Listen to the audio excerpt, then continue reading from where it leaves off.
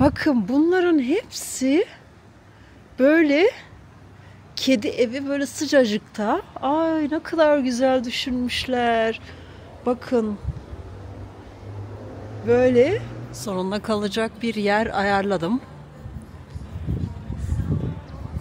Burası The Vivaldi adında bir otel. Bakalım nasılmış. İçeri girdim böyle. Burası giriş kısmı. Resepsiyon dolu biraz. Burası böyle bekleme salonu. Bakalım. Fena bir yere var. Check-in yaptım. Bu defa 4. kattaymış. Pardon. Şöyle çıkalım. Tabii bunun şeyi de var. Havuzu, gym ve benzeri. Bakalım Turkish Baths. Yani spası da var umarım. Beğeneceğiz. Odamıza bir gidelim bakalım. Şimdi neymiş? 443. Tek kişilik bir oda.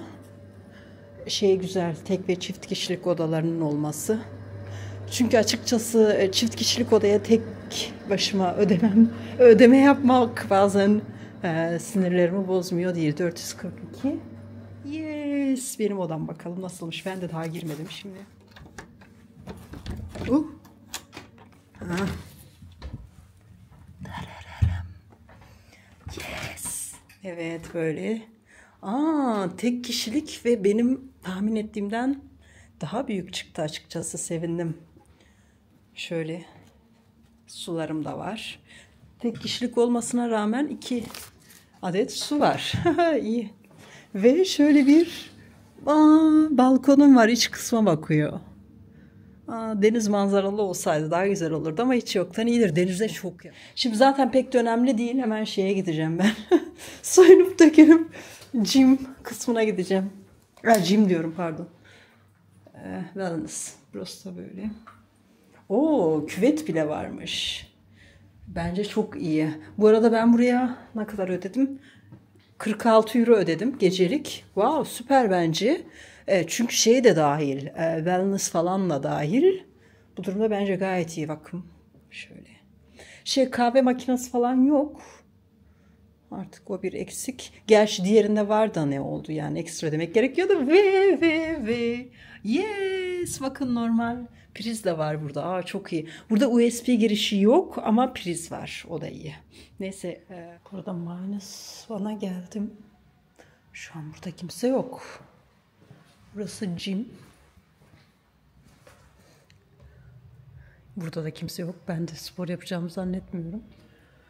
Bana farklı yerler lazım. Sauna falan. Şurası staff only. Herhalde bu kapıdır. Şurası. Pardon. Burasıymış çünkü please shower before entering the pool yazıyor. Burası. Changing rooms, Turkish bath, sauna. Burası böyle Turkish bath'mış. Şöyle gösterelim. Şu an kimse yok, bomboş. Birinin açması gerekiyor bildiğim kadarıyla burayı. Yoksa kapı kapanınca kendiliğinden mi açılıyor bilmiyorum. Burası sauna. Çok aşırı derecede gürültü var. Ay soğudum ben ya. Böyle hayal ettiğim gibi çıkmadı. Changing rooms. Şöyle. Ama neyse ben buraya daha sonra geleyim. Çünkü böyle saatlerce vakit geçirmek isteyeceğim bir yer değil burası açıkçası. Bu arada havuz da buradaymış. Şöyle göstereyim. İçeride birileri var, göstermeyeceğim ama. Gireceğim. Şimdi 7. kata çıktım. Bakın burada da sigara otomatı var bu arada. Manzara çok güzel. Burada da havuz var. Ancak bu havuz tabii şu an hava durumu havuza girmeye müsait değil. Sanırım girmek de serbest değil.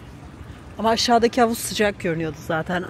Ben akşam gelip burada otururum ya böyle. Şeyin tadını çıkarırım. Manzaranın böyle.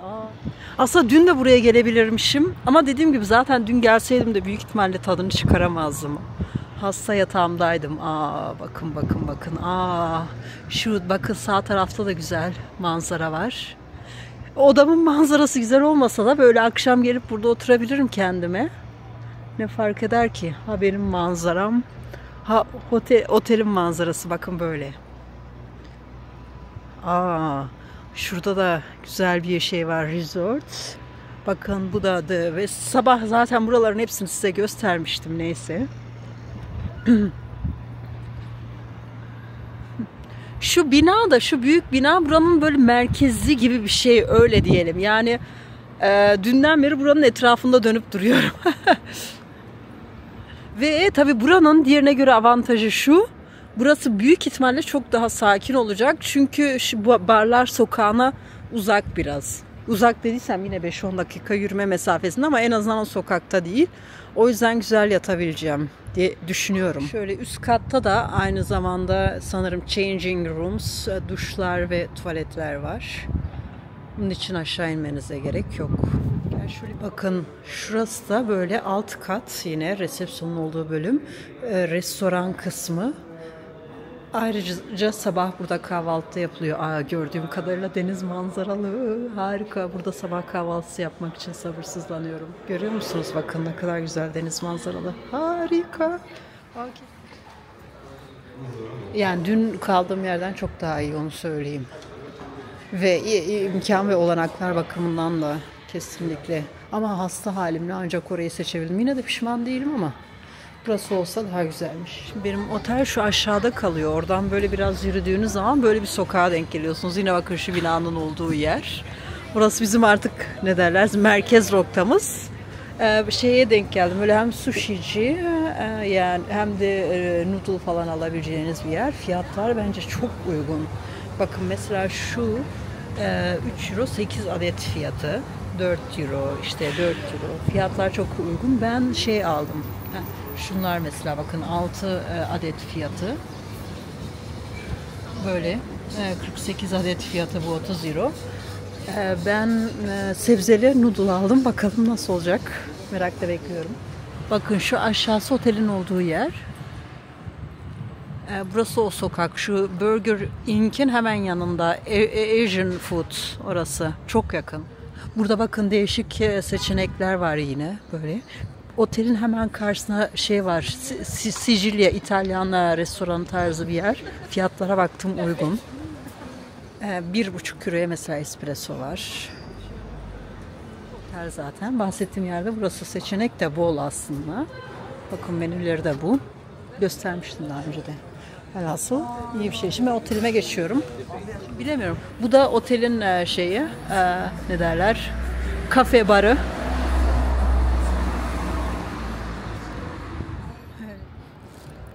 Bu arada sebzeli noodle'ım böyle. Sebzeli noodle'ım. Maalesef içerisinde pek bir sebze yok. Yani ben daha fazla sebze olur diye düşünmüştüm. Neyse. Yani makarna yemiş olacağım sadece. Noodle yemiş olacağım. Şimdi ben az önce resepsiyona geldim. Çünkü pardon. Odama gideyim.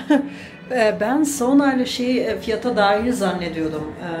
Turkish baht değilmiş. Ekstra ödeme yapmam gerekiyormuş. Aynı zamanda da yarım saat, bir saat öncesinden rezervasyon yapmam gerekiyormuş. O yüzden bugünlük bir kalsın. Onu öncesinde belirtmeleri gerekiyordu bence ama neyse, bir tek bu durumda fiyata dahil değil. Onu ben dahil demiştim de Turkish baht falan ya da sauna fiyata dahil değil. Sadece havuz fiyata dahil. Sanırım burada çok fazla neyse, trafik. Sanırım burada çok fazla yemek siparişi veriliyor. Çünkü bakın mesela şu karşıdaki şeyi görüyor musunuz? Kuryeleri, yemek kuryelerinin aynısından şurada da aşağıda da çok fazla vardı. Gruplar halinde sipariş bekliyorlar. Ama demek ki talep var ki öyle gruplar halinde sipariş bekliyorlar. Bakın şuralar da bir sürü var. Hepsi görünmüyor. Aşırı derecede sipariş olduğu anlamına geliyor bence bu. Bu arada şu da benim dün kaldığım otel. Şöyle şu hafiften sarı olan yer var ya, So City Hotel. Çok yakınmış gerçekten ya. Diğeriyle. Burada her şey birbirine yakın gerçi. Ama aradaki fark büyük ihtimalle bu akşam kalacağım yer sakin olacaktır. Burası pek değil. Burada böyle daha önce de söylemiştim, barlar, kafeler falan ne ararsanız var. Böyle. Bulunduğum yerden böyle bir 15 dakika falan yürüdükten sonra buraya geldim. Böyle şu karşıdaki kilise ya da katedral sanırım gibi bir yer var. Şöyle burası. Saint Julian's Bay'miş burası bu arada. Böyle burada da böyle etrafta tarihi bazı yapılar var. Kafeler falan var. Çok fazla şeyler var bu arada. Irish pub'lar. Bir de çok fazla Türkçe konuşan insana denk geliyorum. Burada mı yaşıyorlar yoksa turist olarak mı gelmişlerdir bilemiyorum tabii. Tabii burası sanırım Sen Girce'nin biraz lüks bir kısmı, mahallesi. Çünkü şu az ileride Marriott Hotel var. Geceliği 170 euro. Gerçi ona bakarsanız benim yan tarafımdaki resortun da geceliği 180 euroydu. Bilemiyorum artık. 5 Star Awards 2020'nin finalisti seçilmiş falan. Maltalinga. Dondurmacılar da var bu arada. Dondurma yemedim. Yer miyim bilemiyorum. Bakın bunlar da böyle fiyatlar. Bu arada ben az önce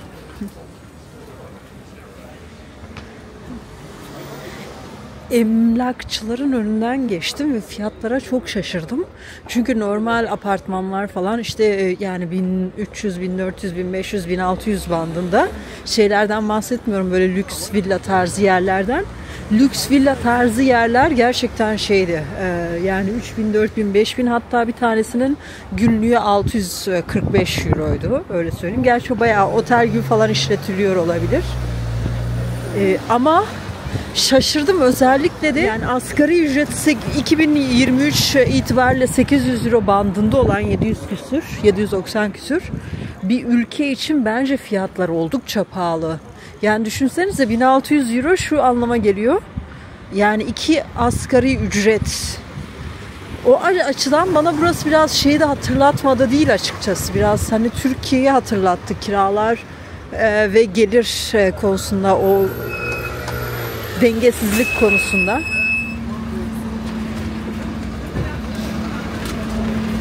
Şöyle otobüs hazır yanınızdan geçmişken gözlemlediğim kadarıyla otobüs ağları iyi. Yani her yere böyle toplu taşımayla rahatlıkla gidebiliyorsunuz. Ve gördüğüm kadarıyla da sık sık otobüs geçiyor. Ben buraya daha önce de söylemiştim. Havaalanından şeyle geldim. Direkt otobüsle geldim. Çok kötüydüm, hastaydım. Ne kadar sürdü bilmiyorum ama sanırım bir 40 dakika falan sürdü. O da otobüs gerçekten çok yaylana geldiği için, böyle her yerde durduğu için. Bu arada gündüz gözüyle muhakkak daha güzel görünüyordur. Şu karşıdaki bina çok güzel. Bu arada böyle genelde bu tarz şeylerle ısıtılıyor burada. Şu sobamı desem, şömine mi desem, ne desem bilemedim. Şimdi burada bir vatandaşın heykeli var. Censu Tabone 1913'ten 2012'de ölmüş. Wow. Neredeyse 100 yaşına kadar yaşamış. 99 yaş. Wow. Bu arada başkanlık yapmış. Hangi yıllar arasında yapmış bilmiyorum ama 1919'da 2012 yılları arasında yaşamış. Şey olarak baktığınız zaman bir asır yaşamış. Şimdi bu arada az önce bulunduğum sokağın tam karşısındaki sokaktayım. Yani şu karşı sokak. Bahsettiğim Marriott Hotel'de bu. Gayet iyi görünüyor açıkçası. 2 kişi olunması halinde fiyatı da şeye baktım otelin sayfasından. Yani ucuz değil, iyi görünüyor, uygun, öyle diyelim. Tabii yazın fiyatlar nasıldır onu bilemiyorum. Bakın ayrıca bu noktadan itibaren buraya atların girmesi yasak. Ona göre sakın atınızla gelmeyin buraya. Tuhafmış. Onun dışında ben şeye denk gelmedim ki, şehir içerisinde at mı var, atlı mı var? Bakın güzel mekanlar var bu arada etrafta. Şöyle deniz manzaralı. Gündüz gözüyle çok güzel olur. Bakın burası gördüğünüz burası var ya. Bakın benim otelimin hemen tam karşısı. Bakın şurada kırmızı ışık yanıyor. Kazino. Orası işte o resort. Onun hemen karşısında da benim kaldığım otel var. Bakın az önceki mekanın hemen yan tarafında böyle bir çocuk parkı var. Denize sıfır, deniz manzaralı. Bakın az önce göstermiştim ya size, karşı tarafta benim otelim var diye, orası işte. Çok güzel. Yani burada denizden faydalanabilmek için, denizin tadını, manzaranın tadını çıkarmak için illa hani bir yerlerde oturup bir şeyler yiyip içmenize gerek yok. Böyle halka açık parklarda da aynı şekilde ortamdan faydalanabiliyorsunuz. Şu ileride ışıklandırılmış fıskiye tarzı bir şey de var. Ona da bir bakalım. Bakın ne güzel. Bu saatte çocuklar rahat rahat oynuyorlar. No, you have time for the ball. It's okay. Wait, you got this. Çok güzel, huzur dolu bir ortam. Çocuklar da İngilizce konuşuyorlardı bu arada. Bakın buralara geldiğiniz zaman tekseniz ya da arkadaşlarınızla birlikte gelip burada böyle içeceklerinizi alıp oturup manzaranın ve böyle sessizliğin tadını çıkarabilirsiniz. Bir ortam. Ayrıca mesela bakın orada 3 çocuk var. Parkta top oynuyorlar. Aileleri buradan bilmiyorum olabilir ama hani demek ki bu saatte çocuklarını böyle parkta bırakacak kadar güvenebiliyorlar. Şurada gerçi kadın ve erkek var. Sanırım onlar anne babalar ama yine de. Burada kuralları varmış tabii buranın. Bisikletle girilemiyor. Top olmayacak. Bakın. Çöp atamıyorsunuz. Skateboard olmuyor. Bisiklet yok demiştik. Top yok, köpek yok. Sigara da içilmiyor bu arada burada. Free Wi-Fi de varmış. Burada bayağı bildiğiniz Sliema yazıyor. Ben Sliema'ya gelmişim gerçekten de. Bu kadar mı yakın? Gerçekten bulunduğum yerden buraya 15 dakikada falan geldim ben. Ben de bugün hep otel bakarken, otel ayarlarken hep böyle kaldığım Saint Julien'de olsun diyordum. Sliema'da olmasın, bugün farklı bir yere gitme niyetim yok diyordum. Meğersem, bakın şöyle söyleyeyim.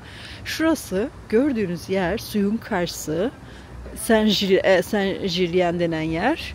Şurası şöyle sol taraf, az önce göstermiştim, Marriott'in olduğu yer. Saint Julien Bey miydi? Evet. Bu kısım benim bulunduğum bu yerde, şu an parkın bulunduğu yerde Sliema.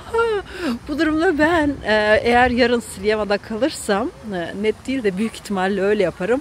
Ondan sonraki gün acaba yürüyerek Valletta'ya geçebilir miyim diye düşünmüyor değilim şu anda açıkçası. Çünkü her şey birbirine çok yakın ya, enteresan. Bakın burada da çok güzel bir ortam var. Yarın gelip ben burada gündüz gözüyle de böyle oturup bir şeyler içerim dinlenirken. Çünkü büyük ihtimalle yarın kalacağım yere yürüyerek gideceğim. Bakın spor yapanlar da var. Buralarda olsam ben de aynısını yapardım. Gelip onlara katılırdım kesin.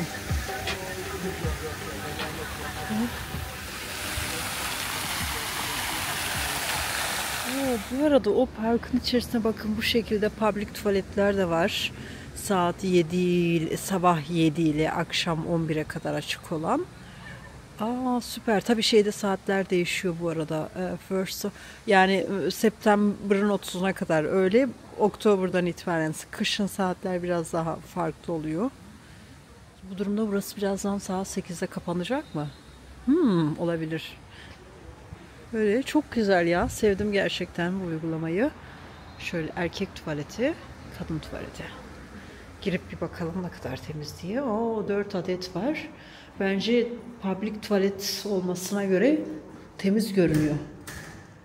Tertemiz demeyeceğim de temiz. Burası da engelliler için tuvalet bu arada. Evet. Kesinlikle gelinebilir. Şimdi bakın şu public tuvaletin üzerinde bir kedi var. Tuhaf bir biçimde şurada. İleride bile bir tuhaf biçim dediğim. Acaba burası kedileriyle mi ünlü diyeceğim ama bugün sadece bir kediye denk geldim. O da sahilde, hani size göstermiştim orada otururken. Ama onun dışında bu park kedileriyle ünlü olabilir. Neden? Çünkü bakın burada kedi evi var. Kediler evi. Ay çok güzel. Bakın bunların hepsi böyle kedi evi, böyle sıcacıkta. Ay ne kadar güzel düşünmüşler. Bakın. Böyle Aa. Tabii bazıları şu an yatıyor, göstereyim mesela. Bakın şurada sarı bir kedicik var. Diğerleri neredeler acaba? Ay çok güzel düşünmüşler. Bakın mamalar falan. Ne kadar güzel. Bu arada bunları görmüşken değil de ondan önce de aklıma gelmişti. Burada ben şimdiye kadar hiç evsize denk gelmedim. Çok güzel. Sebebi ne olursa olsun gerçekten. Hani artık şehir dışında mı tutuyorlar, yer mi bilmiyorum ama özellikle şeydeki durumdan sonra, Paris'teki durumdan sonra çok çok çok sevindim. Bu arada birileri böyle para bırakmış buraya, bakın. Şöyle 2 euro toplamda. Çünkü sanırım böyle bunlar böyle bu şekilde desteklerle ayakta kalıyorlar. Evet, hello, can you help us please diye. Bu şekilde. Sadece para değil, aynı zamanda böyle eşya da getirebiliyorsunuz. Kedilerin kullanabileceği. Çok güzel ya. Örnek alınması gereken bir uygulama. Benim az önce gösterdiğim park var ya, bu kedi parkı falan, çok huzur dolu dediğim, çok sakin dediğim park.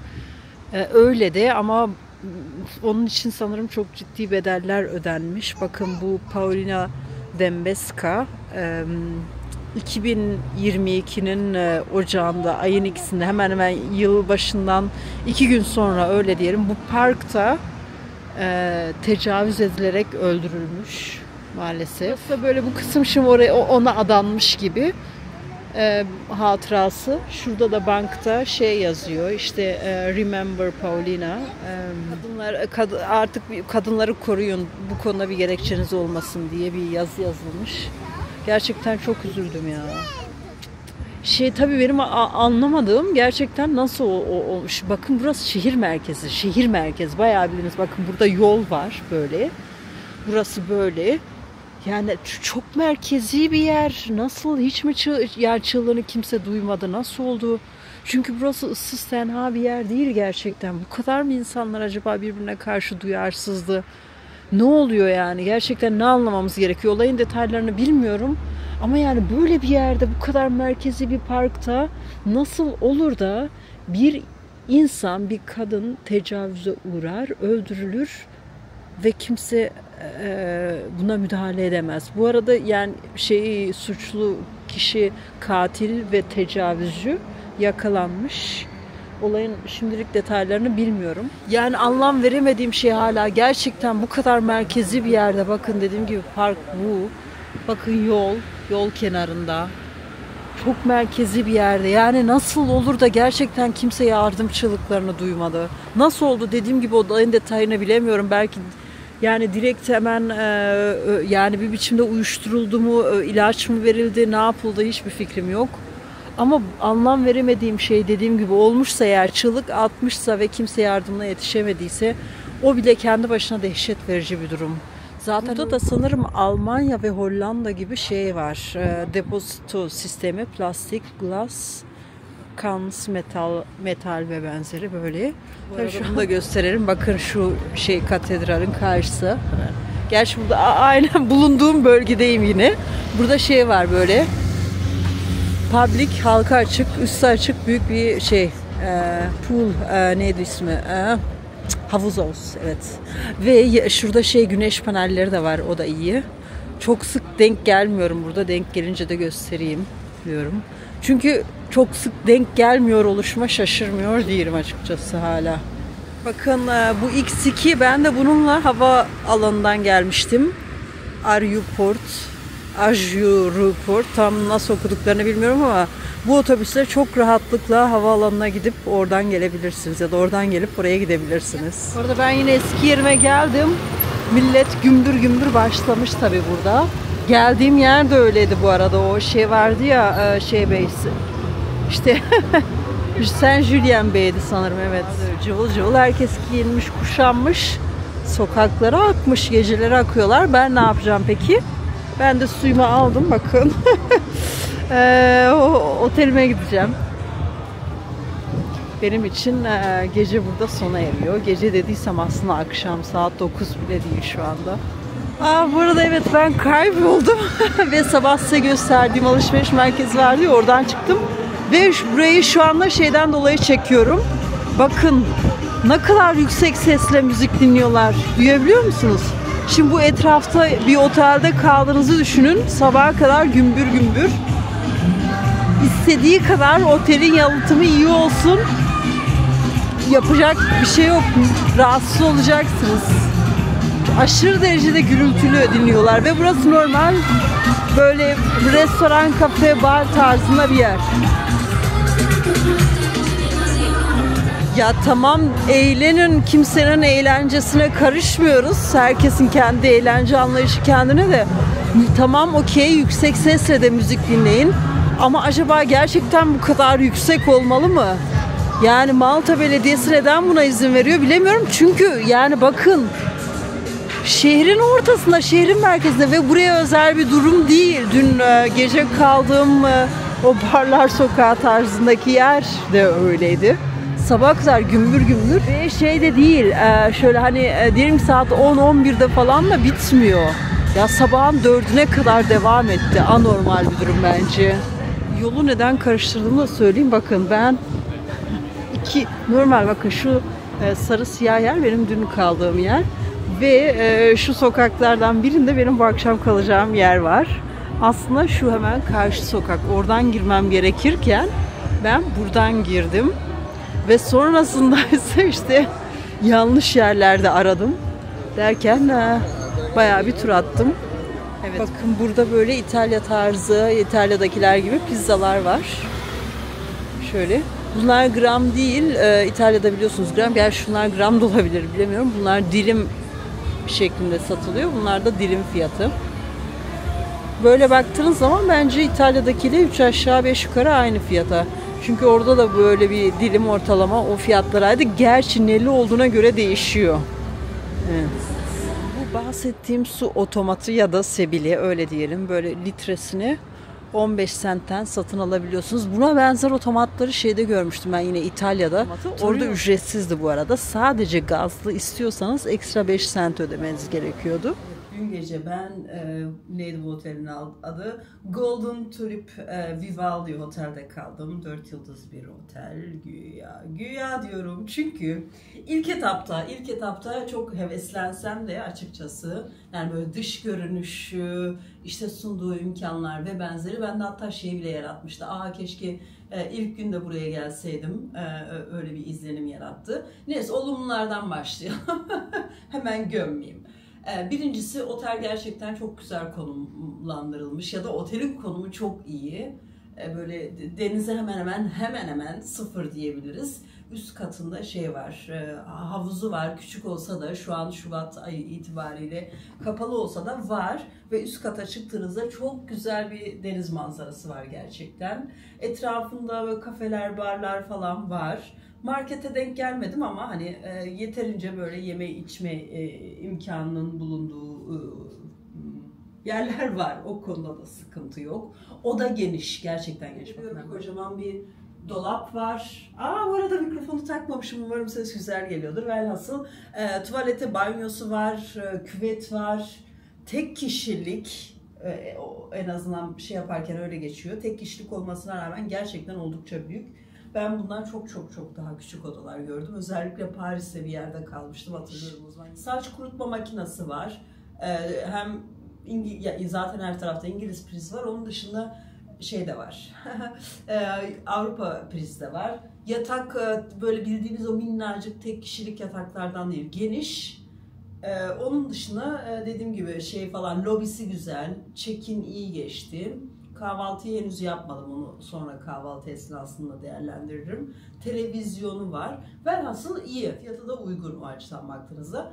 Gerçi hani sezon sonu, tek kişiyim. O açıdan buradaki şeyleri de bilemiyorum ben, fiyat ortalamalarını.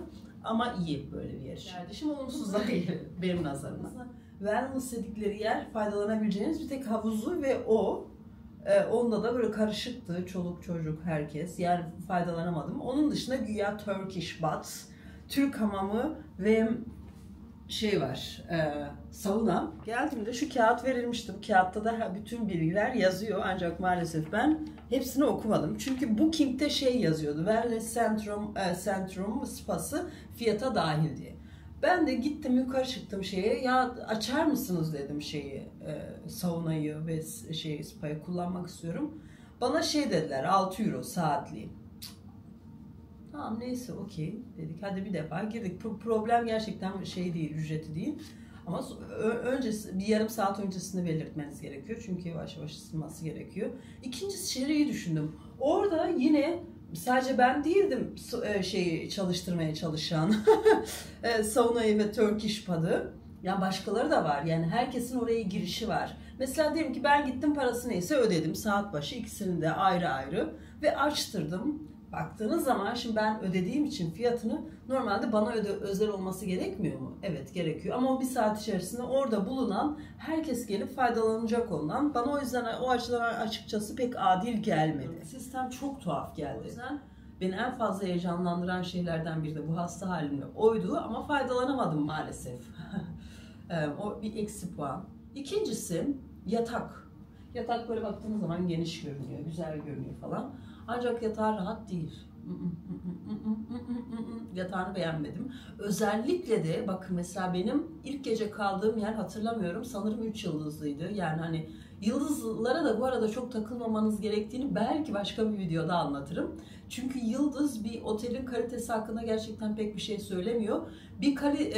Yıldızlar genelde otelin size sunduğu olanaklara ilişkin şeyler söylüyor.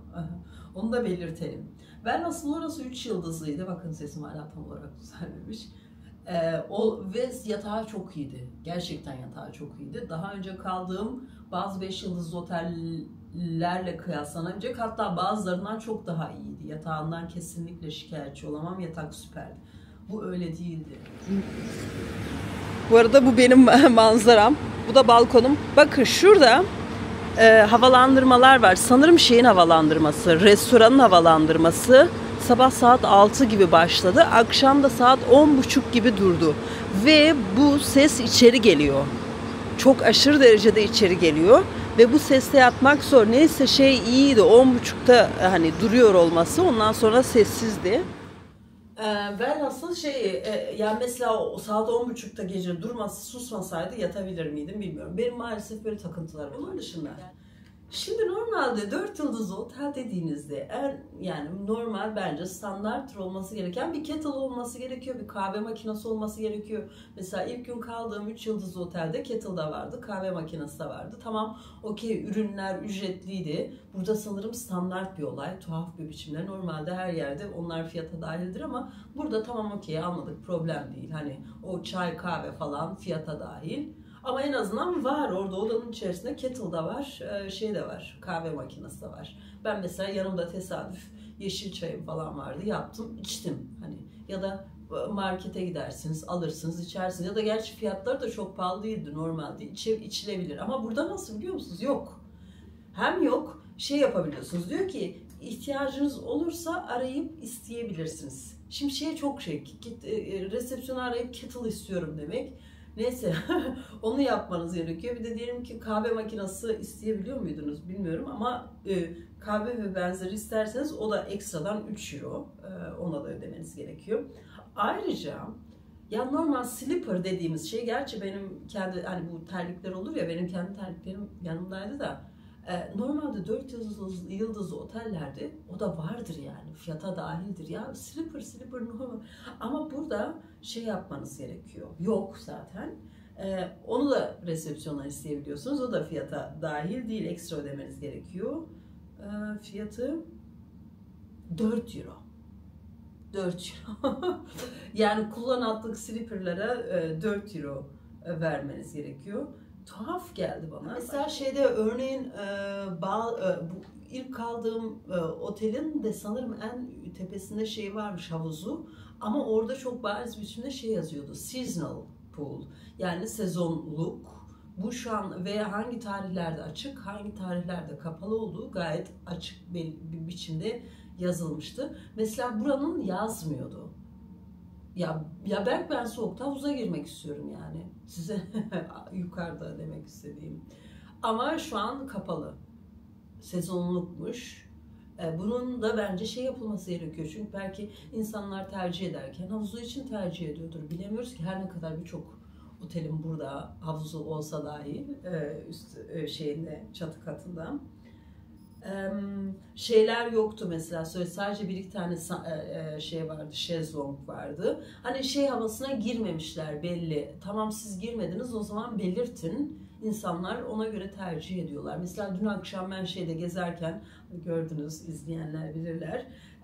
Akşam saatlerinde, saat 8 gibi bayağı bildiğiniz açık olimpik havuzda insanlar yüzüyorlardı. Olabilir, herkesin şeyi farklı yani. Kapalıysa, sunmuyorsan bir zahmet yaz. Ayrıca şey falan, mesela istersen örneğin diyelim ki havuz başında ya da şeyde aşağıda, velhasıl şey yapmak istiyorsun, havlu kullanmak istiyorsun. Onun için de 10 euro depozito ödemen gerekiyormuş. Havluları geri götürdüğün zaman onu geri alıyormuşsun. Sanırım bunlar şimdilik. Şimdi de kahvaltıya ineceğim. Saat şu an 7.30'a geliyor. Saat 7 ile 10 arasında veriliyor kahvaltı. Ben dün akşam en son saat 5 dolaylarında küçük bir porsiyon noodle yemiştim. O yüzden açım. Bayağı açım. Şimdi kahvaltıya ineceğim. Bakın. Evet, geldim. Manzara bu. Dün gezdiğim yerler vardı ya. Bakın şu resort. Ve şuralarda takılmıştım ben dün. Bu arada buranın kahvaltısı kesinlikle diğerine göre çok daha iyi. Ben şimdi helvalarının daha önce marketten alıp tadına bakmıştım. Bizimkilerle aynı zaten. Şimdi ben yemeğimi yedim, kalktım, gidiyorum. Burası da 20 dakika sonra falan sanırım bitiyor yemek saati. Gösteremedim size her şeyi, kusura bakmayın. Bye bye, have a nice day.